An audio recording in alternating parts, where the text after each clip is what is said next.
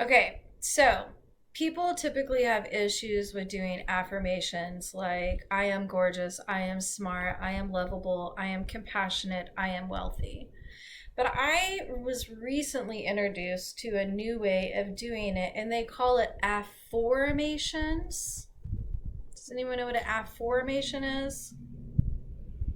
So it's like the same thing, only you're putting the word why in front of it, so you're making it a question. So it'd be like, why am I so gorgeous? Why am I so smart?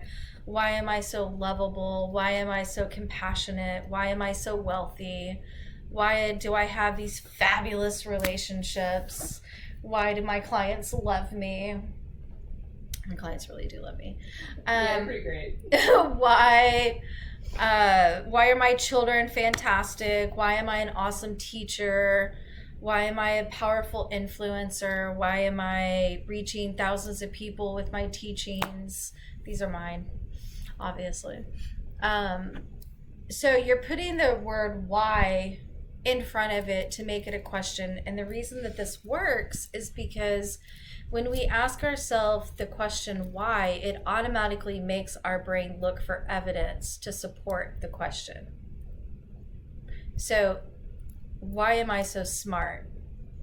My brain automatically wants to say, well, because you've done lots of education and you're always reading books and watching educational videos and listening to educational influencers and da da da da da, right? Or why am I such an awesome teacher? Well, because I practice it and because I put my whole heart into it and because I make fun of myself while I'm doing it. I think that's part of the joy. I think that's why people love me.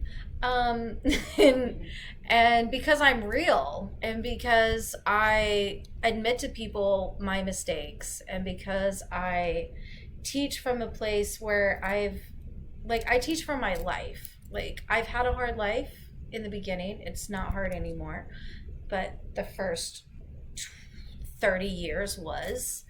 And so that gave me a whole lot of evidence. It gave me a whole lot of experience that makes me relatable. It gives me compassion. It helps me consider other people's point of views. It helps me to be able to like read somebody's energy and almost read their thoughts, even though I didn't read their thoughts. But people often say, like, are you reading my thoughts? And I'm like, no, I just know people, right? I know men, I know women. I know what goes through people's heads when they're sad. I know what goes through people's heads when they're horny and they don't want to admit it. Or when they do want to admit it, but not to the person that's standing next to them or whatever, right? So when we ask the question why, our brain automatically starts looking for the evidence to support that question. So if we think about the thing we want to believe about ourselves, right? Like, why am I a powerful influencer? Why am I nationally known? I'm not yet nationally known. By God, I will be by the time I'm dead. Pretty positive, right? Because I'm working towards it.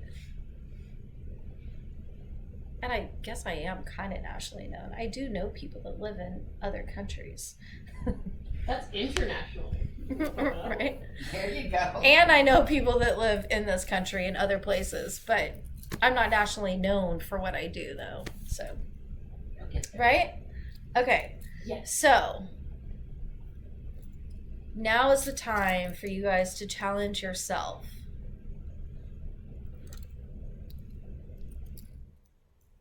What are some things that you want to be able to believe about yourself?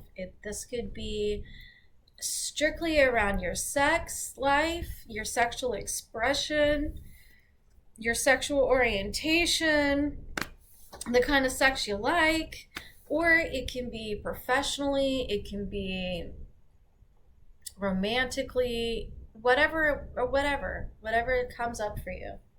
There's no right answers and there's no wrong answers. Every answer is perfect